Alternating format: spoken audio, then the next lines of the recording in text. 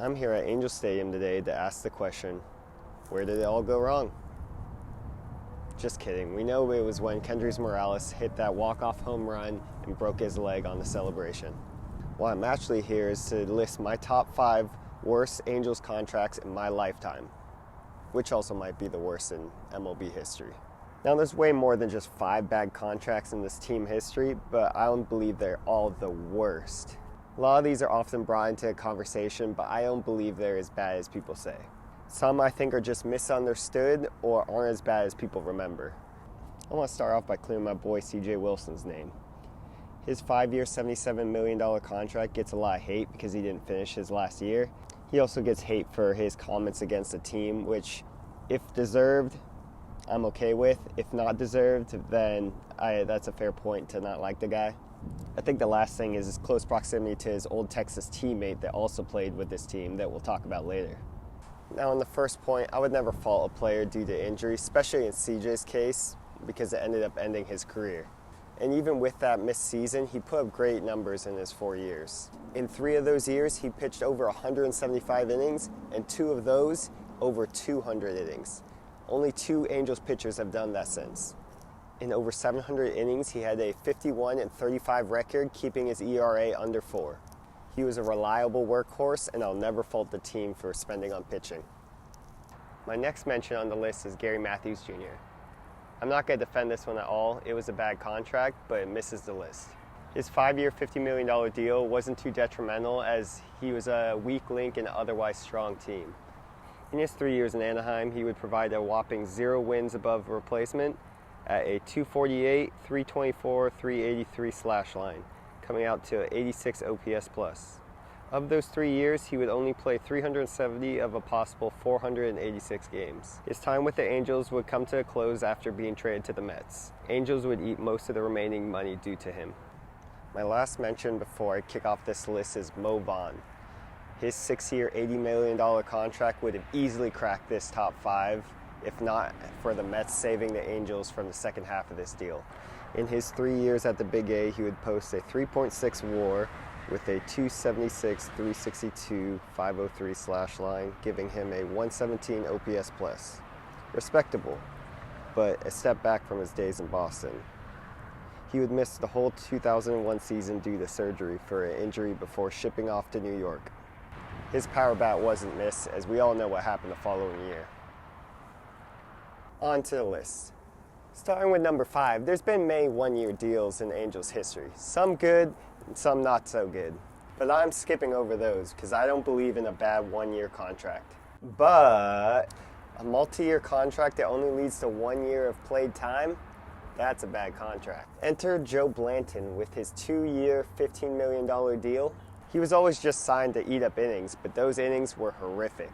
In one season, he would have a negative 1.9 WAR with a 2-14 record to the tune of a 6.04 ERA, valuing to a 62 ERA plus. But we kept on throwing him out there, and he gave up a ridiculous 29 home runs. That's 2 home runs to every 9 innings pitched. We even brought him back next spring training before ultimately letting him go. He did end up having a few good seasons with a few other teams a few years later.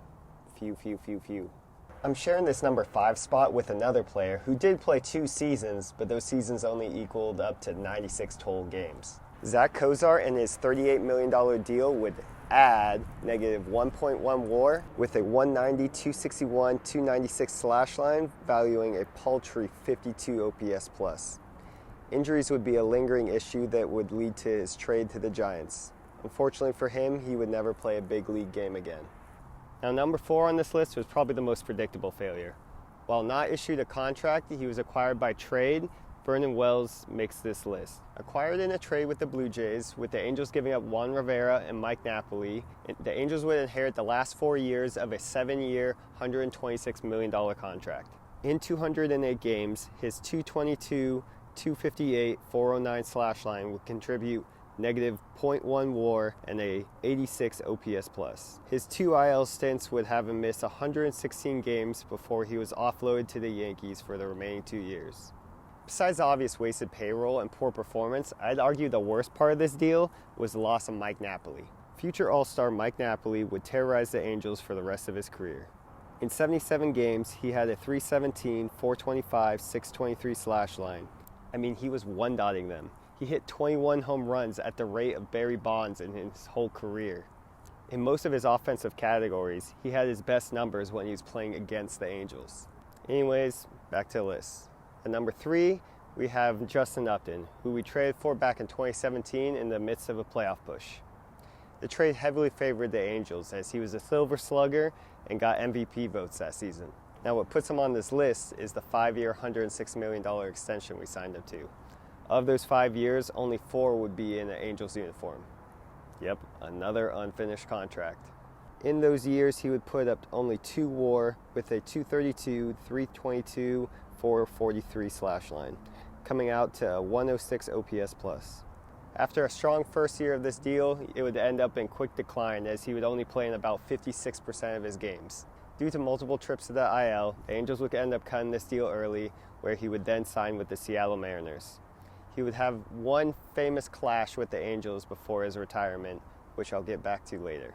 Number 2 was my number 1 when his contract ended, and it's still one of the worst all time, but I think most teams would have taken Josh Hamilton in his 5-year, $125 million contract at the time. I mean, in his 5 seasons in Texas, he had accumulated over 22 WAR and 142 home runs.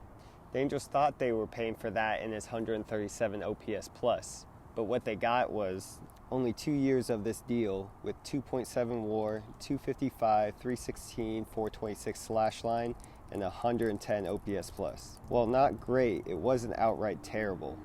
The 0-13 performance in the Angels' last playoff run was abysmal. The final nail in the coffin for this contract was Hamilton's drug and alcohol relapse. He would end up reuniting with Texas, but this was short-lived and his career would be over soon after. This deal also wasn't just bad for what it was, but what it could have been. The Angels had outfielder Torrey Hunter, who they could have re-signed for those same 2 years and gotten much more value.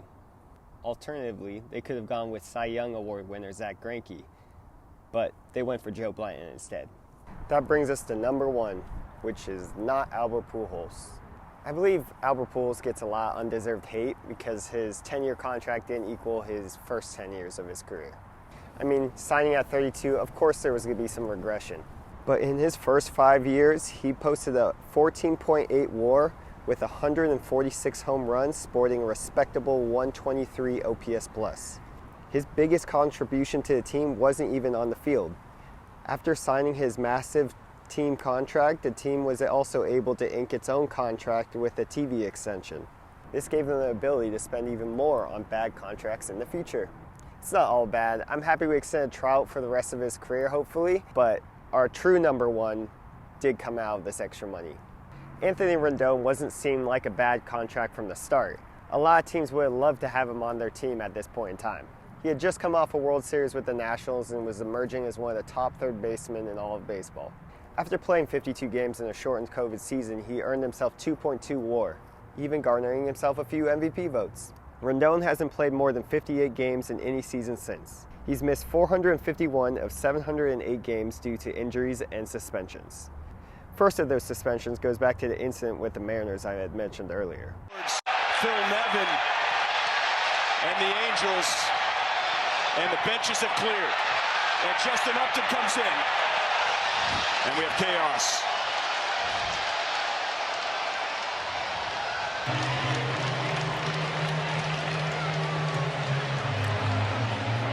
In fact, before the start of this 2025 season, there have been 28 different players who have filled in at third base in Rendon's absence. When he has played, it's barely been at replacement level. As of this spring, there's been an announcement of another hip surgery, so presuming he doesn't play this season, he'll be entering the final year of his contract with the slash line of 242, 348, and 369, accumulating 3.7 WAR at an even 100 OPS plus. He is roughly earning $650,000 per hit at this current pace, and no matter how good his final year would be, it cannot save this contract. In classic Angels fashion, this contract isn't insured. And while I don't think Rendon hates baseball, I do think he hates the toll that it's taking on his body. That being said, I wouldn't be surprised if the Angels and Rendon restructure the contract so they can both move on. And that's my list. Please let me know in the comments down below what you thought, and Do you think there's any contracts as bad as the Angels? Also, do I always wear this jersey? I never wear this jersey. Anyways, if you're a hopeless Angels fan like me, please hit that subscribe button, and I'll see you in the next video.